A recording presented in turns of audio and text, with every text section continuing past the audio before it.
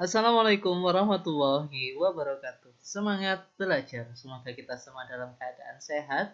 Berjumpa lagi dengan saya Pak Erik. Hari ini kita akan belajar tema 6, panas dan perpindahannya.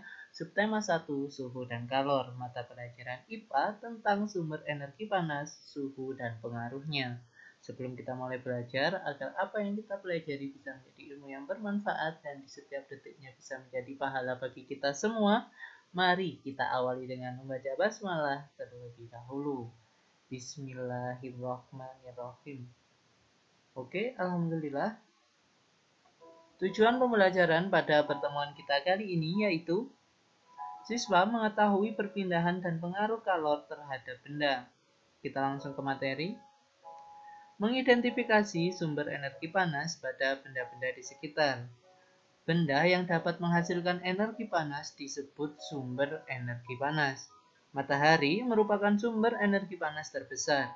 Energi panas dapat dihasilkan ketika terjadi gesekan antara dua benda.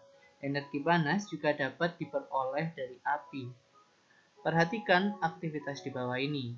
Perhatikan ketika sendok logam dimasukkan dan dibiarkan dalam air panas. Apa yang kamu rasakan jika kamu memegang gagang sendok seperti gambar? Kamu akan dapat merasakan panas karena terjadi perpindahan panas. Hal tersebut dikarenakan energi panas dari air berpindah ke sendok logam. Sumber energi panas yang digunakan dalam aktivitas ini adalah air panas. Panas dapat mempengaruhi perubahan suhu benda. Jika kalor diberikan pada benda, maka suhu benda tersebut akan naik. Jika kalor keluar dari benda atau dilepas ke lingkungan, maka suhu benda akan turun. Kalor juga mempengaruhi wujud benda. Ingat, benda memiliki 3 wujud, yaitu padat, cair, dan gas. Perhatikan skema perubahan wujud benda karena pengaruh kalor tersebut. Ya. Perhatikan gambar. Dan saya akan menjelaskan tentang proses yang pertama yaitu membeku. Membeku merupakan perubahan wujud dari benda cair menjadi padat. Contohnya, air yang disimpan di freezer, lilin cair yang mengeras, dan larutan agar-agar yang mengeras. Yang kedua, mencair. Merupakan perubahan wujud dari benda padat menjadi cair. Contohnya, lilin yang dipanaskan, es krim yang didiamkan di ruang terbuka, dan mentega yang dipanaskan. Yang ketiga, menguap. Merupakan perubahan wujud dari benda cair menjadi gas. Contohnya, air yang direbus dan dibiarkan lama-kelamaan akan habis. Parfum yang disemprotkan ke ruangan, dan air yang menguap ketika dijemur di bawah sinar matahari. Yang keempat, mengembun. Merupakan perubahan wujud dari benda gas menjadi cair. Contohnya, titik-titik air di daun pada pagi hari. Dinding luar gelas menjadi basah saat gelas diisi air es.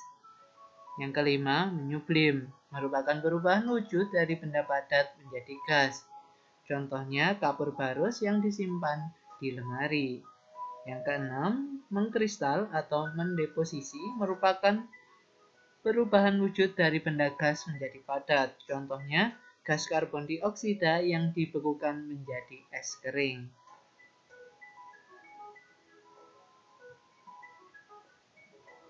Menjelaskan perpindahan kalor dalam kehidupan sehari-hari. Sebelum kita bahas itu, kita membahas termometer terlebih dahulu. Kita sudah mengetahui bahwa suhu dapat diukur menggunakan termometer. Termometer menggunakan prinsip berdasarkan pengaruh suhu terhadap perubahan volume zat. Volume zat cair memuai jika dipanaskan dan menyusut jika didinginkan. Ada 4 satuan termometer yang bisa digunakan, yaitu Celsius, suhu kisaran 0-100 derajat, Reaumur, suhu kisaran 0-80 derajat, Fahrenheit, suhu kisaran 32-212 derajat, dan Kelvin, suhu kisaran 273-373. Dan air yang digunakan pada termometer yaitu air raksa. Kalor yang dimanfaatkan dapat mempengaruhi wujud benda. Kalor dapat menyebabkan pemuaian atau penyusutan suatu benda. Pemuaian adalah perubahan benda oleh kalor yang mengakibatkan pertambahan ukuran dan volume benda. Umumnya, benda akan memuai jika dipanaskan dan menyusut kembali ketika didinginkan. Sebaliknya, ada benda yang menyusut jika didinginkan dengan suhu tertentu. Penyusutan adalah perubahan benda oleh menurunnya suhu yang mengakibatkan pengurangan ukuran dan volume benda. Berikut adalah contoh pemuaian dan penyusutan benda. Ada roda yang mengempes karena sering digunakan, yaitu proses penyusutan, dan pada rel kereta api mengalami proses pemuaian pada malam hari dan pada siang hari. Ya, pada malam hari menjadi kecil dan menjadi padat pada siang hari karena pengaruh panas. Kesimpulan pada pembelajaran kita kali ini yaitu yang pertama, benda yang dapat menghasilkan energi panas disebut sumber energi panas. Benda memiliki 3 wujud, yaitu padat, cair, dan gas. Alat pengukur suhu yaitu termometer. Pemuaian adalah perubahan benda oleh kalor yang menyebabkan pertambahan ukuran dan volume benda. Penyusutan adalah perubahan benda oleh menurunnya suhu yang mengakibatkan pengurangan ukuran dan volume benda. Terima kasih, semoga bermanfaat. Sampai jumpa di pembelajaran selanjutnya. Tetap sehat dan tetap semangat. Saya akhiri. Wassalamualaikum warahmatullahi wabarakatuh.